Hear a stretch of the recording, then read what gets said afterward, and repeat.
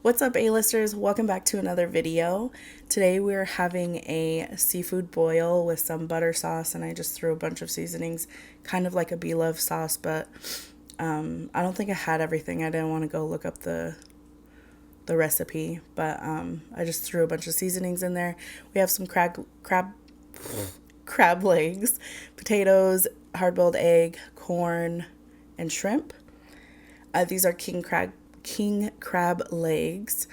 Yes, so before we get started, if you are new here and you would like to become an A-lister, all you have to do is hit that subscribe button. All right, let's get started. I have my scissors. Let's start on this. Ooh, juicy.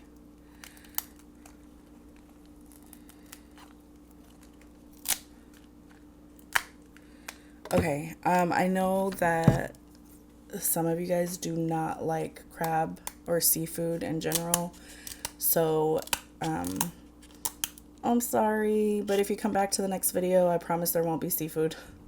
It'll probably be something cheesy. These are really juicy. Okay, I've only had king crab, once before. All right. Oh yeah, and I have some lemons. Lemons over there. Ooh, this is hot.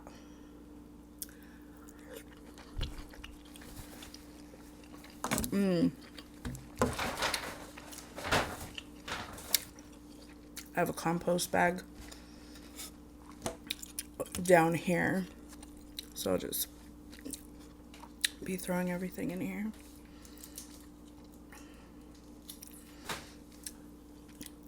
So how are you guys doing today? I hope you guys had a wonderful weekend. Let me know what you guys did down in the comments. It was so good.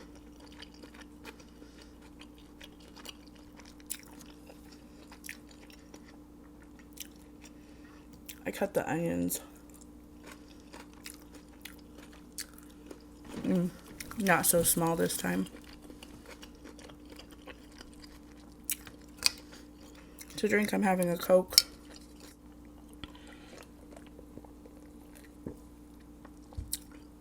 Today we are also going to be talking about the Chris Watts case. I covered it before. I think it was actually my very first true crime video. I will put it up here somewhere if you guys haven't seen it yet, but there has been an update in the case. So I'm going to eat a little bit and then we'll talk about what has been going on this past few days with that case. I don't know what my neighbors are doing.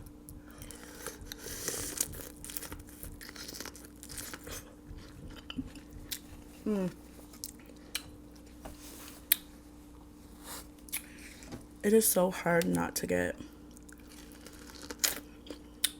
messy doing a seafood boil. Forewarning, I should have mentioned this earlier before I even started, that there will be smacking or like slurping sounds.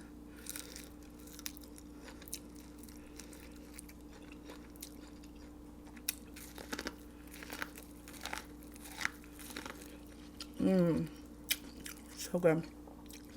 All right, I'm gonna have an egg.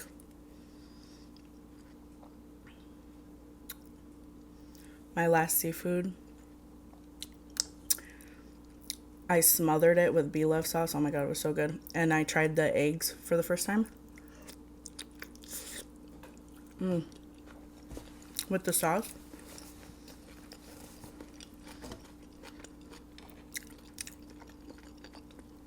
Perfectly cooked, guys.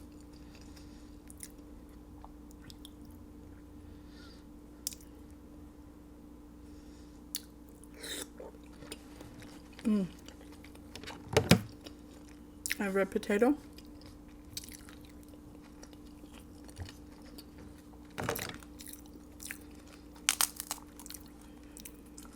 Oh, I almost had it. Is there meat in here?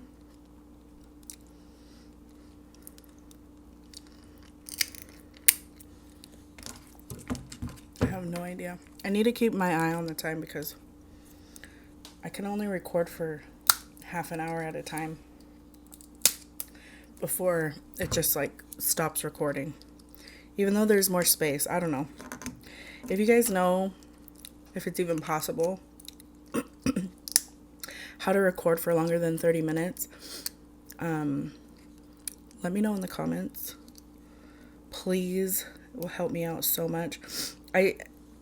That's how I end up losing some footage, because I'll just keep talking and talking and then I won't even realize that I'm just gonna deal with that later.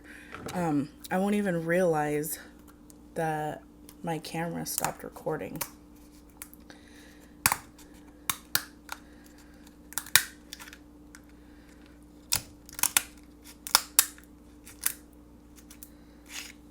Why did this seem so hard? These are so sharp.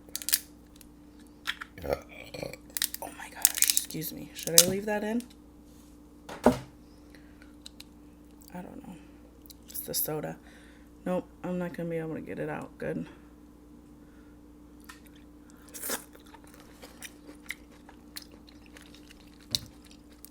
I've seen people cut it twice. Is that what I did the first time?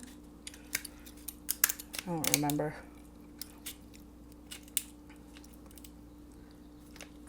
These scissors suck. I got them from the Dollar Tree. I mean, they work for like general purposes, but I guess for crab legs. Look at this. Look at this. Oh my god. So I got my crab legs from Costco.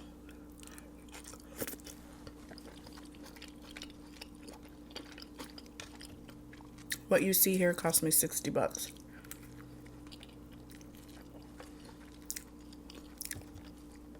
So they're pretty spendy.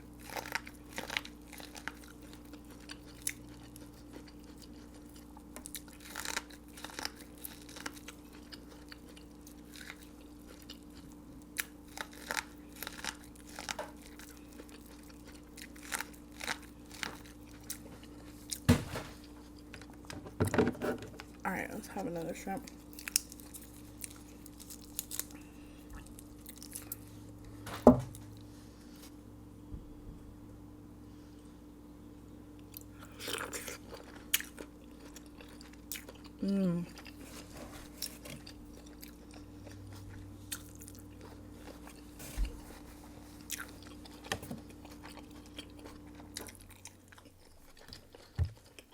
It's so good.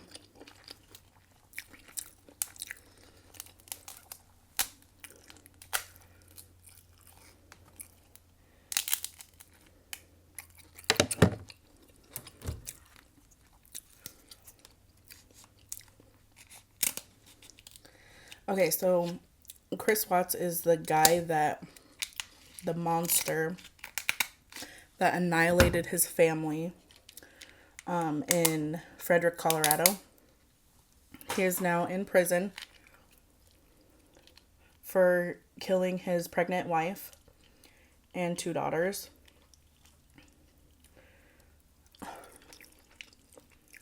Come on.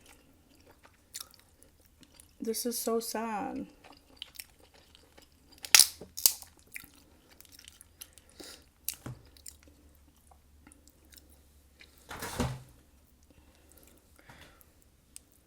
So the case didn't go to trial or anything because he pled guilty to all 4 murders.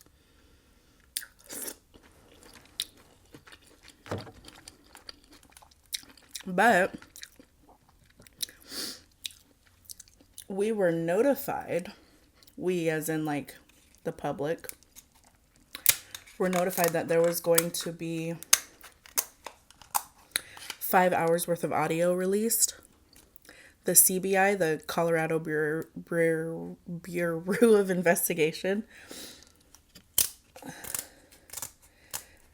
and the FBI, and I think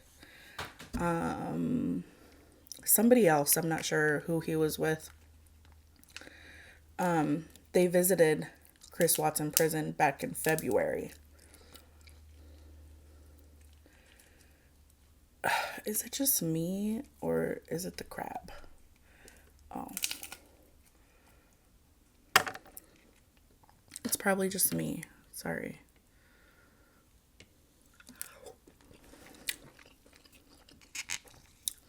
So yeah, they visited. This is just going to be a mess. They visited Chris Watts back in February, and they released the audio on March 7th. So you know what I was doing. March 7th, taking my kids to school, taking my brother to school, going to do some grocery shopping. I was listening to the audio all day.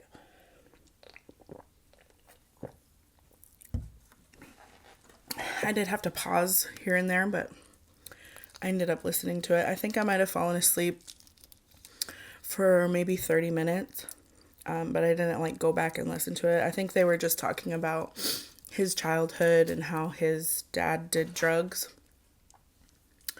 So, in this audio, excuse me, I think I'm just going to leave the burps in.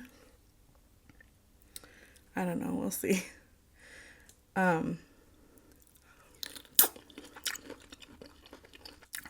In this audio, you know, you can tell he's surprised to see them. The people that showed up are the same investigators that did the interrogation. So the same guy, and then also the girl that did the lie detector test. They showed up. So they had already formed a relationship with him.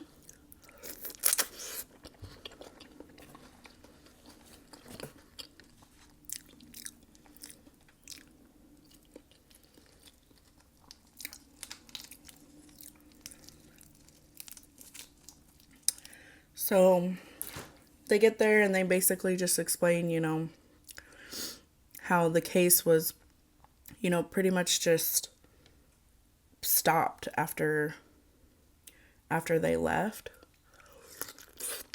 After he left that room, like they didn't get to finish asking him questions.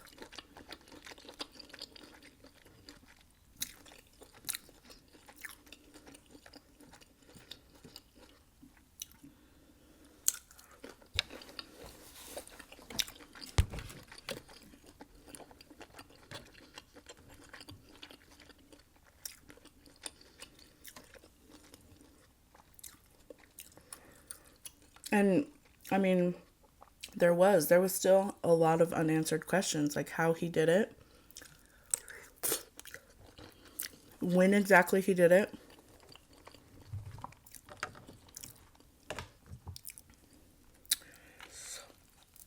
you know, whether or not the girls were still alive when Shanann got back home. Ta-da!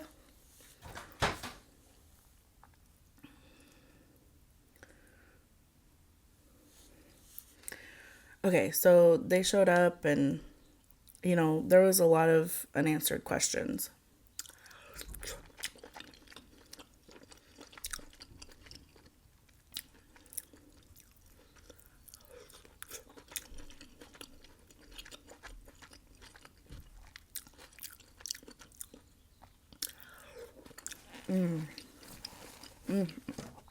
It's so good.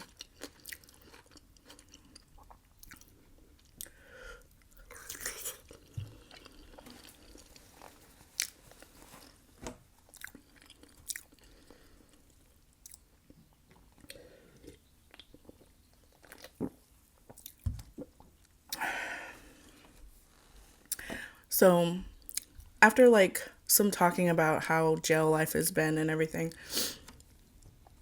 Chris, you know, the investigators start talking, asking him questions. Basically, to sum it up, he explained that when Shanann got home, she had crawled into bed and they ended up having sex and then fell asleep. He gets up to go to work about 4 o'clock in the morning, I think he said.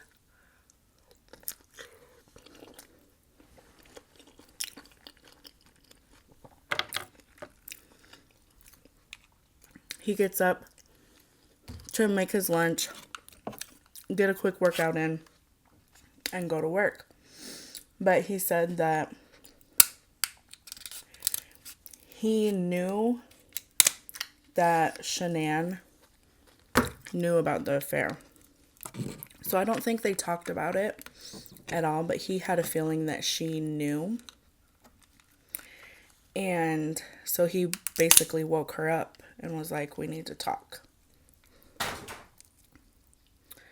And he said he got on top of her, like he straddled her, and that's how he woke her up. Now, to me, that just seems kind of odd, especially if your wife is pregnant. Why would you get on top of her like that? I mean, it doesn't, I don't know.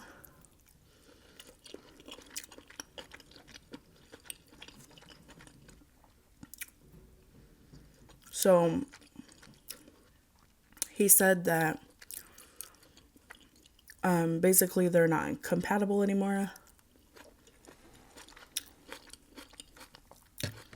And she was telling him that she knew it. She knew there was somebody else. And he didn't love her anymore. And he said he wanted a divorce.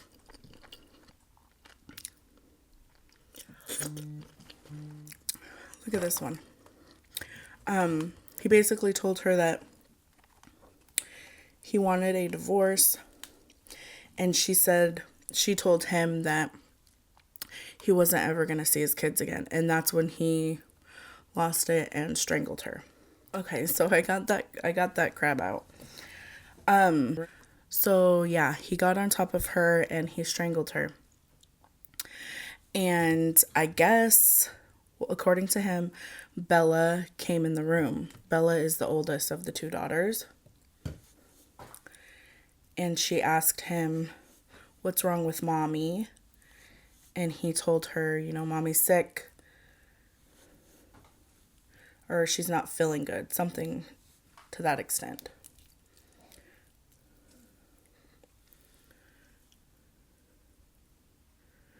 And so he then proceeded to wrap her up in the sheet.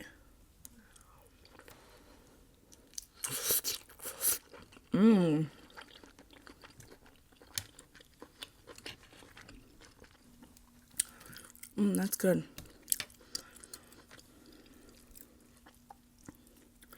This meat looks a little bit different. So he wrapped her up in the sheet and then took her body downstairs. And then he took black garbage bags and put one on the end where her head is and then one on the other end to cover her so that the girls wouldn't know that it was their mom. And then proceeded to take her body out to the truck.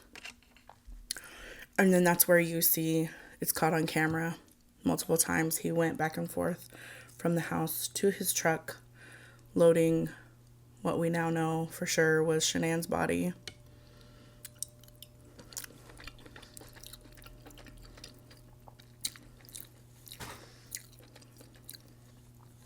And so now we know that, I think I turned it up too high.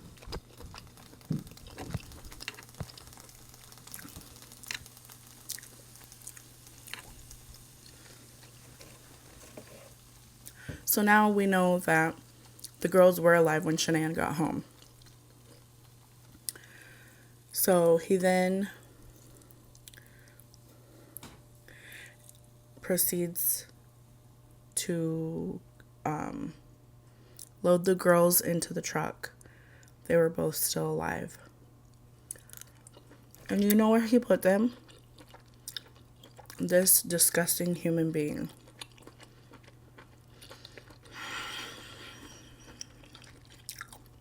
It makes me so sad.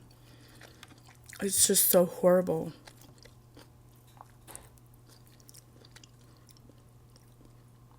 So he laid Shanann's body on the floorboards. So on the floor in the back seat, in the back. He put his girls in the back seat on the bench.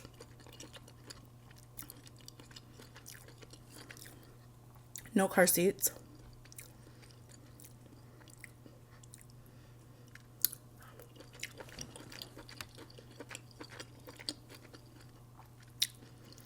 Can you imagine? Oh my God.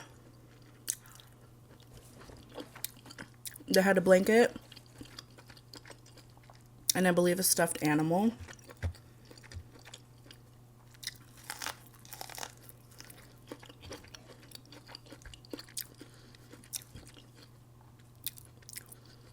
The ride to get from his house to where he works takes 45 minutes to an hour, depending on traffic.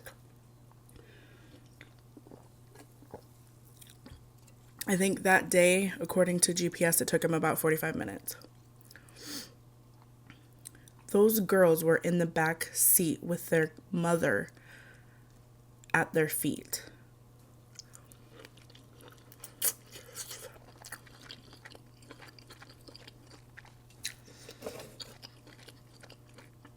He said he remembers the girls talking about something smelling.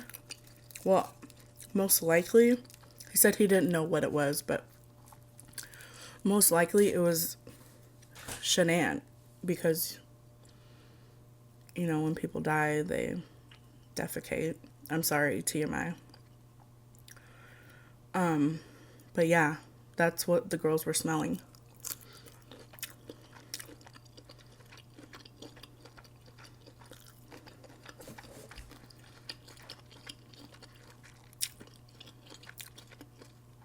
Oh my God.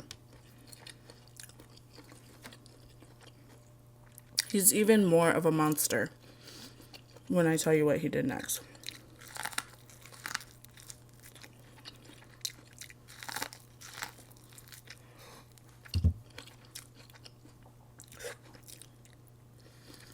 So he gets to his job site, takes Shanann's body out of the car.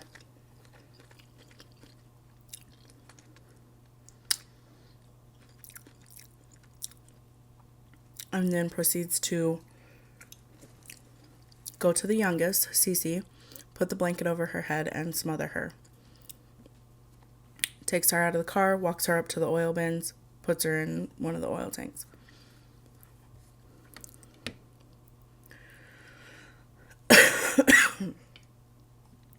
When he gets back to the truck, he said he had contemplated, okay, before I get to the next girl, he said he had contemplated taking his own life. He didn't know what he was going to do. He was like panicking, according to him. In the video where he's loading his truck, you can see that he loaded a gas can. And he said he was planning on like burning and like basically committing suicide. But he said if he did that, there was potential for other people to die because of a big explosion. So he decided not to. Oh my God. So, okay, back. He puts his youngest daughter in the oil tank. Cece. Gets back to the truck.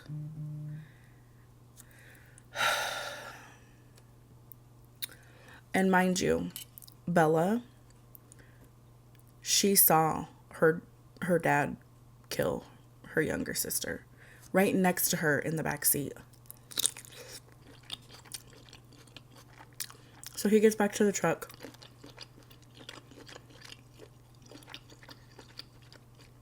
And he said that Bella asked him, "Are you going to do the same to me as Cece?"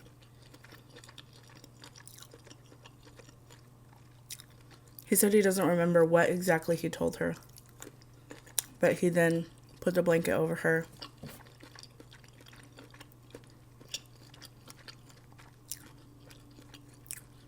and smothered her. And he said the last words that she said that replay in his mind every single day, which they should haunt him for the rest of his life, is her saying, "No, daddy," or "Daddy, no."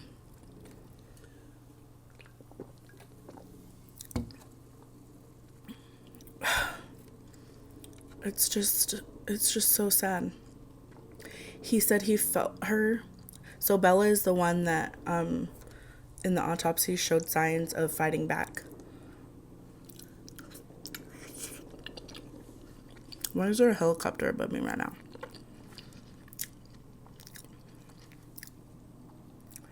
They must be looking for somebody. So Bella is the one that showed signs of fighting back. I'm not going to eat this. I'm actually going to save these two for Jose. And so he said that he could feel her like moving her head back and forth, because the investigators, they asked him, did you feel, because of the injuries that she had, they asked him, how did she fight back? Did you feel anything? And he said that he felt Bella's head moving like back and forth. So, oh my God, what a heartless, cold, just disgusting.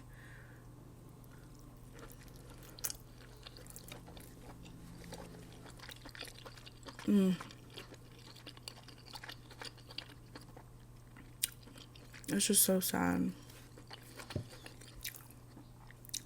So he then took Bella and put her in a separate tank. And he said that he didn't purposefully separate them at death. Like, that's just what he did. There was no plan to it, no motive behind it. That's just how it happened.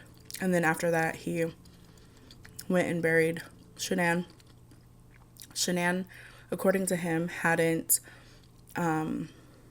given birth. I think it's called a coffin birth, when a woman is pregnant and they pass and then they end up giving birth. I think it's called a coffin birth. But he said by the time he had buried her, she had not given birth yet. So that means that Shanann gave birth in her grave. Oh my God, it's just so sad. It's even worse than what we thought. And the investigators also asked about NK, his mistress, and he basically said that she knew that he was still married, but he didn't tell her that Shanann was pregnant. But I mean, come on, she knew. If she was searching for her on Facebook, she had to have known.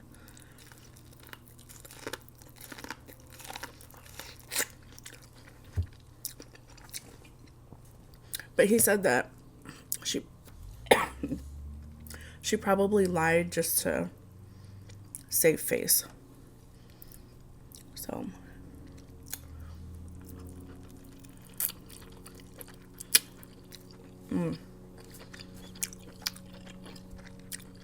all the helicopters are out today.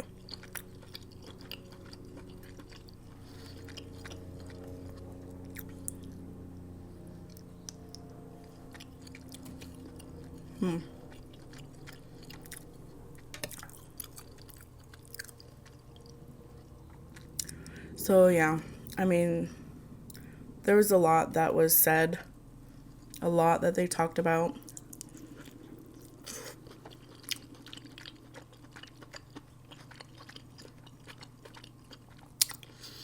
I personally believe that it was premeditated still. Because, okay, yeah, so if he did kill his wife in a fit of rage, so he claims, why kill your girls? Why? I don't get it. And then how he explained that it happened. Like, how do you just jump on top of your wife to wake her up like that? You straddle her. I think he's lying about the way he killed Shanann, or that they even talked, or that they even had sex. I think he's lying about that.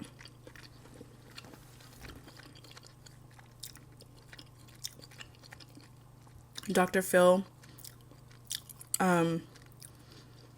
Dr. Phil talked to Shanann's parents.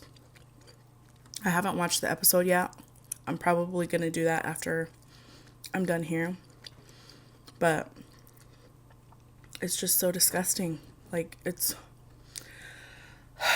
I mean, so now the answers, our questions are answered. We know that the girls were still alive when Shanann got home. And they were still alive when he loaded them into the truck. Oh my goodness. It's so heartbreaking. It's so sad. And this case has, like, I can't even explain, like, how it makes me feel. I'm, like, so intrigued, but I'm disgusted. The investigators left the door open for them to come back, and in case they have any other questions or they want to meet again. So that's good. And I have a feeling that we might possibly hear about another visit. Maybe not soon, but yeah, it's crazy. The helicopters are like, oh, they must be looking for something, or something happened. So I'm gonna go. I hope you guys enjoyed this. I will be having a true crime out this week. Yeah, so stay tuned for that. It's kind of, you'll just have to see. Thank you guys so much for watching. Don't forget to comment, like, and subscribe. Share this video with your friends. And if you are not yet an A-lister, all you got to do is subscribe. Hit that notification bell so you know the second that I upload a new video. It was so good eating with you guys, and I'll see you guys in my next video. Bye.